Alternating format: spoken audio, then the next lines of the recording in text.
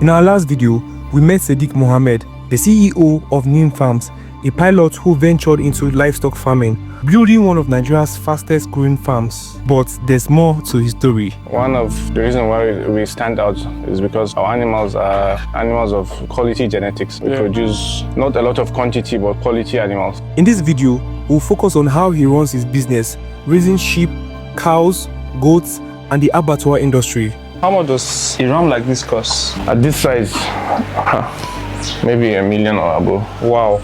Sadiq shares how he handles large livestock, the challenges of the meat business, and how he built a multi-million naira farm.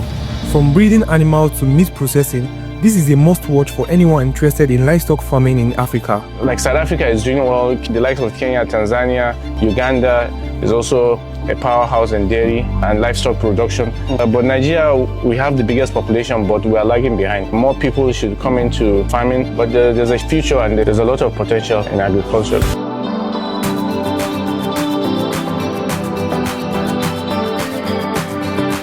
What impact has your farm or your company created so far since you started? Even though we're not a very big farm, but I think we've influenced a lot of young people to go into farming. People that have interest, in farming, but we're not too sure if, they want to invest in it.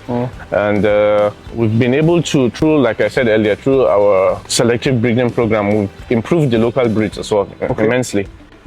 Sultan is not here. He was called last week. He's the sire of that cow, cow over there. Okay. He's a Sokoto Gudari. No, we didn't. We called him because he was getting too old. Oh. He's the first indigenous bull ever recorded to hit 1,000 kilograms, 1 ton. Wow. And this was achieved through selective breeding. Wow. You get what I'm saying? We focus a lot on quality. So we produce animals that are much bigger than average, and we also sell the seeds to other farmers. So we've also been able to produce animals with good genetics to sell to other farmers to improve the quality of the animals. Yeah. I'll show you. We'll go to our ram section. Okay. We have rams that weigh 132 kilograms, 115, 120 kilograms. And this is also achieved through selective breeding. Obviously, management comes into place, but genetics plus good nutrition, you produce quality animals. I think we've done an amazing job in that aspect.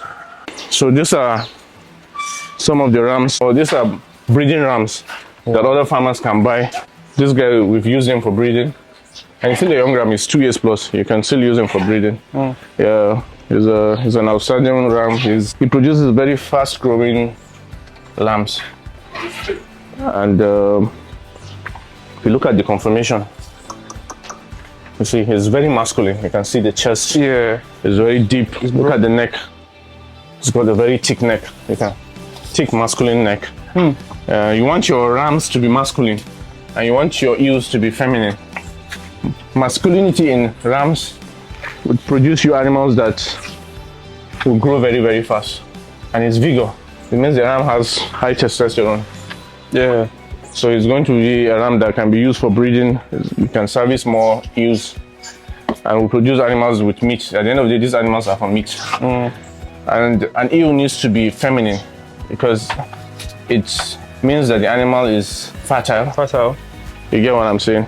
That's for the female one. For the female. If you see a very masculine ewe, female sheep, she might be sterile. She might not be very, very fertile because she has a lot of male hormone in her. Exactly. So this guy too, this is one of the big rams we have, is 132 kilograms. Wow. Yeah. For this now, how much does a ram like this cost? At this size, maybe $1 million or above. Wow. Because if this guy weighs 132 kilograms, you can get the meat is going to be at least 50% or 55% of the live weight. That's going to be your deboned. But carcass is going to be obviously higher than that. Yeah. So what determines the price now? You see, it's not like cows. Even cows, people buy animals based on physical assessment. Yeah. That's you buy the meat per kg. Okay. But there's no standard. That's why I told you that the livestock sector isn't as structured and organized like the poultry. Because animals are just bought based on physical assessment. You just see them, how good the animal looks, how meaty or how beefy the animal looks like. Then you start negotiating price, right? Yeah. So there is no fixed price for these animals. The bulls we fatten, we did our own calculation and realized that we can make money at 3.5 per kg live weight, and the butcher can also make, because meat is like 6,500, 7,000 per kg. So when you buy an animal that is 700 kg for 3.5, you could sell, it's going to fetch you at least 300 kilograms of deboned beef. You sell that at 6,500 or 7,000. The offals, the hide, the leg, the tail, and the head of the animal is going to fetch you, a large bull like that can fetch you 400 to 450,000. Wow. So our prices are based on the principle that, you know, we want the butcher to be happy as well. So we're not too keen on making too much profit. Profit, yeah. Yeah, exactly. It's all about the numbers. The more you sell, the better for you. Better for you, yeah. So check out this ram now. Wow. He's a big boy too. You see? He's an older ram that can be used for breeding, for slaughter. You want to gift it out to someone during the festive season. You see, that ram is very good, but the reason why we didn't use him for breeding over there is a young ram. He's like 3 years old. Very, very coily. Yeah. He has a lot of volume and size, but he's got a very poor disposition. He's very shy of people. So we don't want him to produce offsprings that would take that trait. I like how you're intentional about that. Yeah, of course. That's how you improve the animals. You see, he's a very shy animal. He's not like these guys whereby you can interact with them very easily. You get? So you see, he's a very shy animal. You should check out the volume of this animal. You see? He's got a lot of meat. This is 115 kilograms. Wow. 115 kilograms. And he's not on a special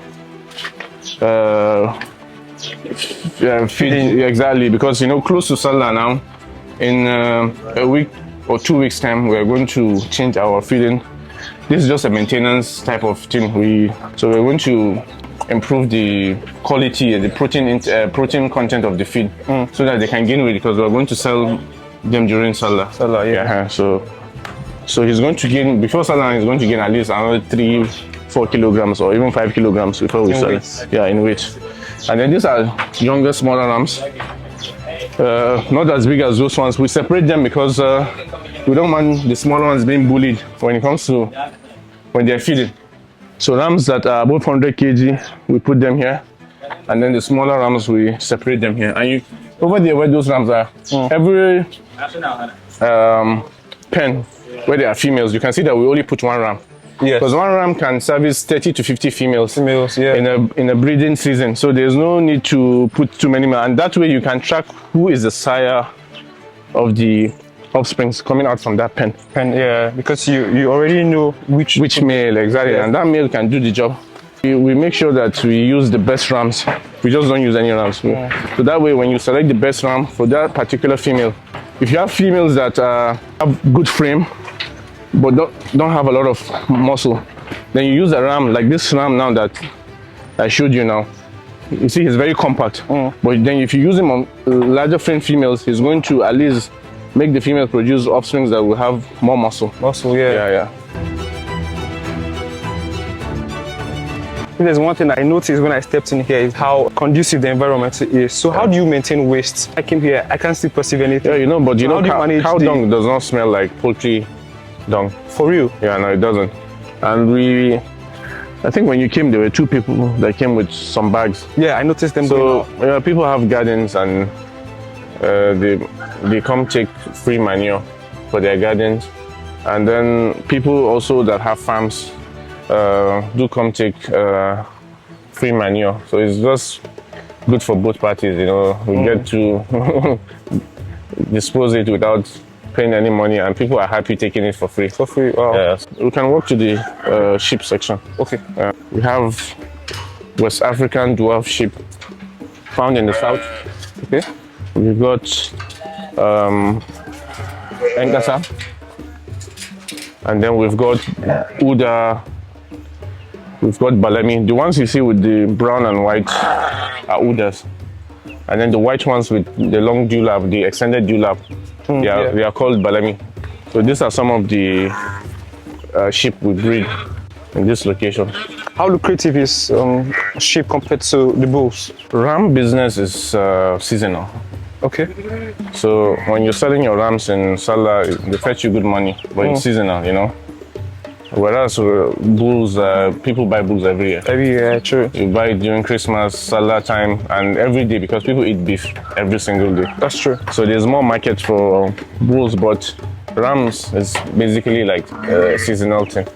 And then we do a lot of crossbreeding as well. Well, not a lot. A bit of crossbreeding, I'll show you. Okay. Yeah.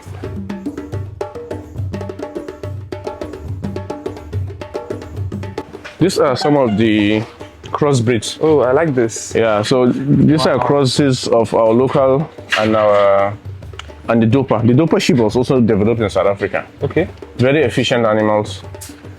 They convert feed to muscle very easily. So are these more expensive? Yeah. Of course, because we don't have many of them here. So what we're trying to do here is the Balemi and Uda are large framed animals, but they don't have a lot of muscle. And they are poor converters. So we're crossing the Dopa with our indigenous Balemi and Uda to improve the feed efficiency, the feed conversion rate of the animals. So these animals, you can see they are much fatter than those ones you saw. Yeah. Even though they are on the same feed. Okay. But these guys are able to convert feed to muscle much easier and even faster. their fur looks different. Exactly. Yeah. So that was one of the things we're doing. And at the back, I'll show you, we keep some goats as well at the back. Okay.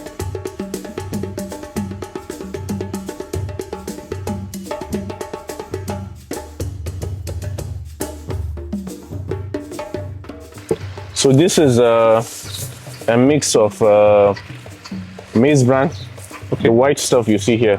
But these animals, they are smart. They go for the most nutritional part of the feed, Okay. and then they leave the fiber. I know this. Yeah. So the maize bran is the white one. Yeah. And then bean pod and the sorghum pod is here. And then in the evenings, we give them hay, brachiaria hay, and a bit of molasses. Because when it's fresh brachiaria, it's palatable, they enjoy eating it. But when it's hay, it's not so palatable. So we mix it with molasses, just to increase the palatability and just to make them eat more. Yeah. This is huge. Yeah. He's a big boy. He's a red bororo. Wow. I noticed their horns are different. Yeah, they've got big horns. They are found in the border towns between Nigeria and Niger. Like that's Sokoto. Okay, Sokoto is mostly Sokoto Gudali, but some parts of Sokoto that is close to Niger, Yobe State, Borno State, you find a lot of red bororo. And even the ones outside there. It's the same with this. Yeah, they are red bororos. Even the big bull out there, over there, is also a red bororo. So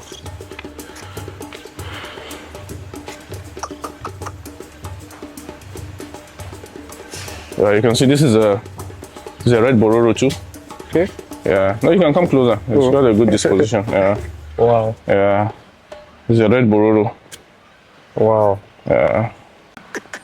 For this now, what do you think the weight is? We've got a scale over there. I don't know if you've seen the scale. Okay, yeah. So we weigh the animals. Okay. This bull is about 700 kg. This bull is 720 kilograms. This one. What? Yeah. Amazing. Yeah, this is 720. Wow. Yeah. You can see he's a big boy. The Sokoto Gudali over here is 777 kilograms. Wow. Yeah. He doesn't have a big frame like the other bulls, but he has a lot of muscle. He's got lots of volume compared to the other bulls. That's why he's heavier than them. And this bull is 690 kilograms. Wow. Yeah. But they'll get heavier. Maybe he's going to tip the scale at maybe 7 something. Female? It's a bull. No. Okay, it's a bull. It's a bull. We fatten only bulls. Okay. Yeah. Bulls gain weight easier. Yeah. And in Nigeria, there's more demand for bulls than cows for meat. Yeah. So Angers are usually they're for beef. Yeah, they're originally from Scotland. Okay. But they are known for their quality carcass. So what's the difference between this and this now? Okay, this she's an F1, but her dam was a Frisian cow. You get? His dam is a Bokolo. Bokolo. Okay. Yeah. The same sire, but different mothers. So this is going to be like a dual purpose animal. She's going to produce good milk and then she packs good muscle as well. Muscle. Yeah, but this guy is going to be strictly a beef animal because the Bokolo breed is a beef breed. Again, we don't sell meat. We produce animals, sell to butchers, and then we produce seeds. Like I said, we produce animals for breeding for other people, for other farmers to buy and use for breeding. And we also trade. You know, sometimes you come here, you find Frisian cows. Then we buy animals and to resell as well. Okay. So sometimes dairy is not my thing. I'm not into dairy. I'm more passionate about beef animals, but sometimes we do buy dairy animals, and then we sell. Sometimes we buy animals from farms that are struggling or want to stop production. And then we buy, and then we sell. Sometimes we buy animals that were not properly managed. We get them here, we feed them, and then we sell to other clients as well. Amazing. Yeah. So in this industry, what has been the challenges you've been facing so far? The biggest challenge I've faced since I've been in this business for over a decade, the cattle business, is insecurity. In November, I don't know if you've seen our post on our IG. In November, our animals were rustled. Yeah, at your farm, right? Yeah. We lost a lot of animals. They only left calves that were suckling. All the animals were moved. Animals that we've bred for a long time. So sad. Yeah. So it's everywhere. It's not just us. A lot of people have lost animals. People lose hundreds of animals. They just come at night and just move them to the bush, and from there they dispose them, move them to the southern part of the country to sell, or they would sell them to butchers. And you know, so it's stock theft is a big problem.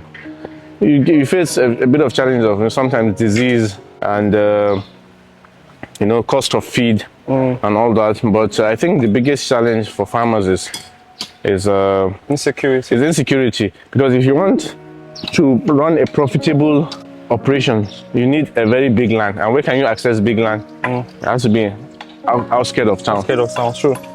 And then it's not safe. We're forced to keep so many animals here because even the clients will not be comfortable to go to the farm. So that's why we keep some of our animals here, and people come here, see, buy sometimes, and so yeah. So how have you been able to overcome those challenges that you just mentioned, majorly insecurity so far? People tend to sometimes get like these vigilante people to help out with security. You can do that, but the guys that came to our farm came with AK-47, so I don't think any vigilante people can stop them. Wow. They're carrying assault rifles, used in wars, not exactly. So it's a big problem, but things will get better. I think things will change for the better. So it's temporary, I believe. Every business has its challenges. Of course. Sometimes, like I told you, we trade as well. Sometimes we buy animals, and in the process of in transit, you sometimes lose animals. It's because of the distance. Yeah. So that happens, but like every business has its own challenges. So I'm not too worried. You just have to you have to take a loss sometimes, and then you just have to pick up yourself and keep pushing. And the most important thing, that's what I tell people, the most important thing in this business is passion. Passion. You have to be passionate about this. It's a tough business. If you're not passionate about this, you can't. Our animals were rustled, I think November 14th or 13th. 2024? 2024, like 3 months ago. 2 days after, I was on a farm looking for more animals. You hear what I'm saying? Yeah. I went to somebody's farm to buy 1 or 2 animals again. Because of the passion, even if you steal, as long as I have a bit of money in my pocket, I want to get more animals. Because it's passion driven.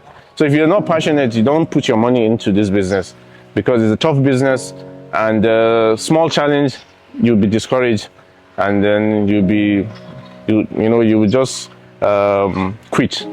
True. So passion is it's not just livestock business. Whatever business you want to go into, go into a business that you're passionate about. You get what I'm saying?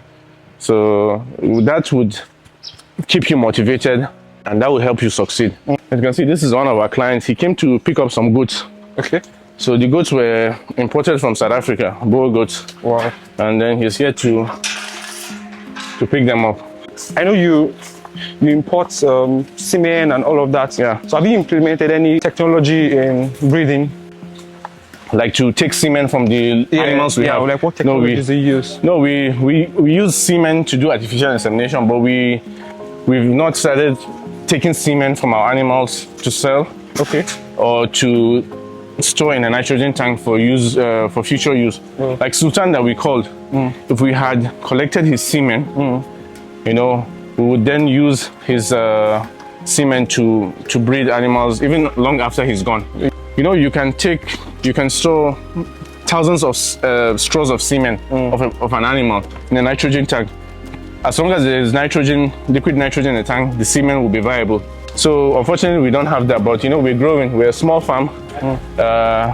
We're growing small, and then, you know, obviously we would get to that level whereby we take semen of the best animals we have and use them, store it and use it for future breeding.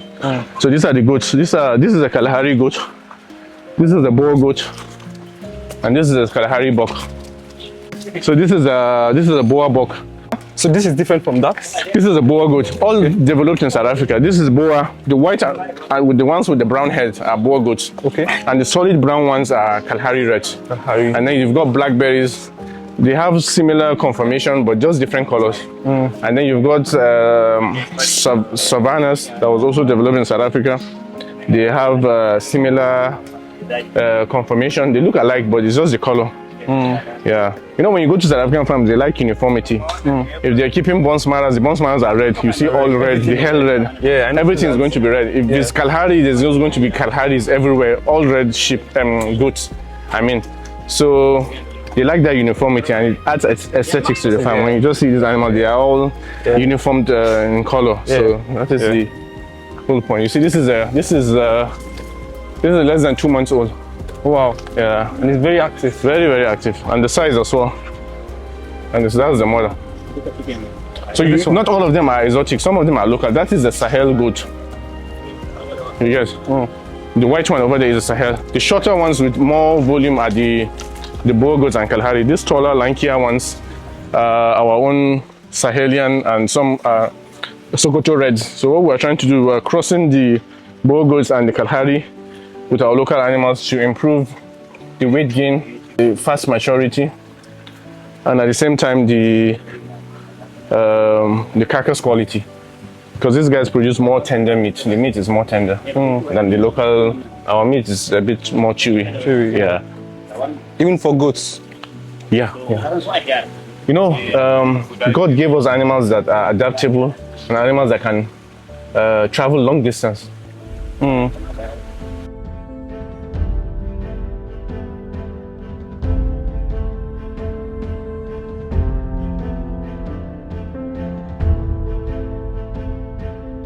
Where are we right now? So we're in Jukwe. Okay. This is the main farm. So this is our cow pens over here. I think when we're driving in, you saw some cows on the other part of the farm there. Yeah, grazing. Yeah. Exactly. These are some of the few cows that are still on the farm. You know, remember I told you in November the farm got attacked. Yeah. And all the animals in that pen were stolen. Wow. This is where we keep some sheep. Over here, the one in the middle. But the cows that were kept in that pen were all rustled at night. So how many pens are here? There are 3 pens. This is for sheep. Okay. The one in the middle is for sheep. Okay. The one over there is also for cows. And then this particular one too is where we keep mostly our mixed breeds. Mixed breeds. Yeah. Because, you know, keeping pure European breeds here is tough because we take them out to the field to graze. So they don't do so well. But the crossbreeds, they do very well. Okay. Because they are hardy animals as well. Okay. So we keep them here, and then every morning around 10, they take them out to graze. Okay. But as you can see, this place is entirely empty. Empty, yeah. This was the pen that all the animals in it were rustled in November. Yeah, all the animals here. Here used to be filled of cows. There were so many cows here. So all of them were moved. They moved them through the door over there and then straight into the bushes here. Wow. And then we could trace the path they use. They went, there's a small river over there, they crossed the river, went over the mountain over there, and then we lost it. But anyways, it's actually dangerous to actually follow them because they came in armed, they had guns and stuff. So yeah, but you know, like I told you earlier, you sometimes have to take a loss. So these things happen. Every business has its challenges. So this is one of the challenges we face as livestock farmers. Stock theft is a big problem.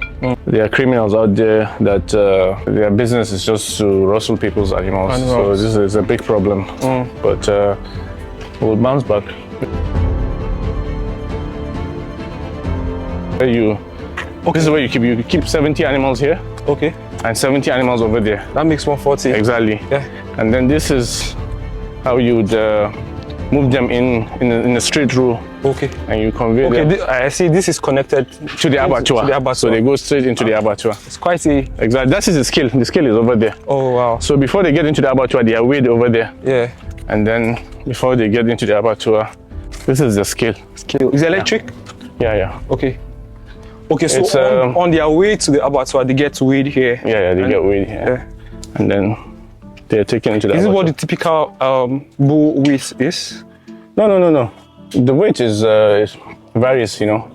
But this is just the scale. Some bulls will weigh 500, some less than that, some above that, you know. It doesn't matter. Just like humans, we all weigh differently. Okay. That's where the larynx is. And then the animals for slaughter come in through here. Right? That's the door, entrance. Okay. So they come in. This thing is a hydraulic press. Yeah. Okay. So it holds the animal, flips it on the side, and then the animal is slaughtered here. Okay. And then the blood is collected here. Okay. The blood used for anything? Yeah, for fish feed. Fish feed, exactly. Okay. Exactly. So this is where they collect the blood, and then the animal is hanged and conveyed. This is the conveyor. This is where the small ruminant animals are slaughtered, like your goats and sheep. This is the section where they're being slaughtered. Exactly. That's where they slaughter the bulls over there. This is where one of the operators stands and he controls this conveyor. And then he brings the animals. This is where the animal is skinned. Okay. Over there. So while the animal is hanged, it comes here, and then this is the skinning machine over here. Okay. So you make incisions into the skin of the animal, and then you hook it, and then it rolls and pull it out and pulls out all the skin. This is where they do the common cow tail, cow leg. So this is where they use gas to burn the hide, right? Hide, yeah. It's over there. And this is the air compressor. So when the animal is skinned, it comes to this place. And the operator here uses this to open the stomach. Okay.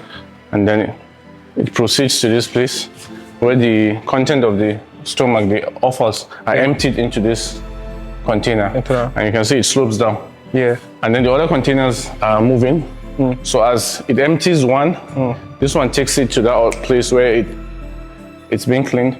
The next animal, skinned animal comes here. Comes here again. They Same thing. cut open the stomach. The offals come here. Emptied here. It keeps moving. That stuff keeps moving. And then it empties over there. The offals are emptied there into these containers. These containers would now empty the offals into that room like over there. It rotates, right? It rotates, exactly. Okay. It's continuous. The next animal is coming. As it is emptying, it's rotating. There's always empty containers to take, exactly. And then over there, that's where they clean the offals. There's a boiler outside that sends in hot boiling water to clean the offals. Okay. Then the operator here uses this to cut this part of the animal. So then they divide the carcass into two here. Okay. Here. This is where the vet stands here to inspect the meat. Okay. So he inspects the carcass to see, you know, the zoonotic diseases like tuberculosis. You will inspect the meat. If it feels it's suitable for consumption, the carcass proceeds to that place where they wash it. If not, there's an incinerator outside. Then they will change the line so that the conveyor will take the carcass outside to be incinerated. Because you don't want to sell an animal that has TB. Yes, that's to infected. people. Exactly, it's a zoonotic disease. It can be transmitted to humans, so you don't want to take it to the incinerator. So this is where the meat, this is where the carcass is being washed. You can see. There are hosts. Yeah, holes. Yeah, exactly. So they shower it. So this is where the offals are cleaned. Again, this pipe. Yeah. The hot water from the boiler comes in through these pipes. Okay. Yeah, this pipe over there. And then this is where they wash. So these are your chillers. This is where you keep the meat. You chill it before you cut it. So these are 4 chillers here. This is the cutting area.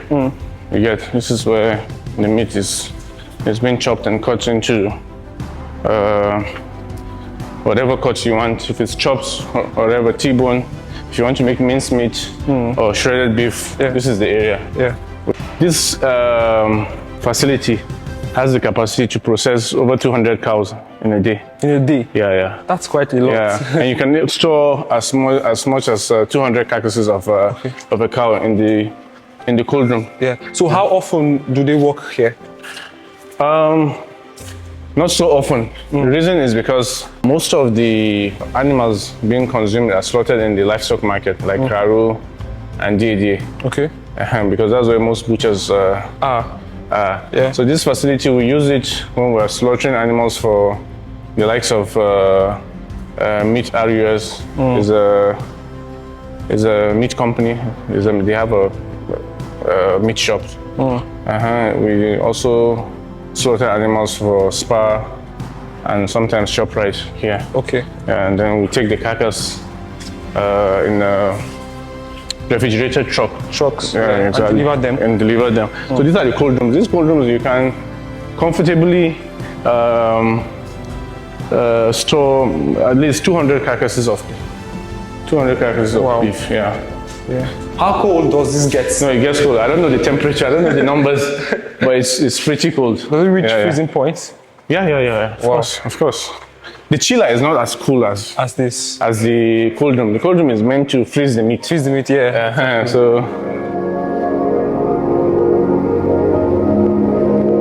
So guys, if you watched the video up to this extent, you are the real one. I'll drop details of Neem Farms down in the description. So if you enjoyed the video, as I said, like, share and subscribe. And our goal the first half of this year is to hit 20,000 subscribers. So help us hit the goal as I bring you more videos on entrepreneurship in Nigeria, telling stories of beautiful entrepreneurs and also businesses. If you enjoyed this video, like, share and subscribe. I'll see you in the next video.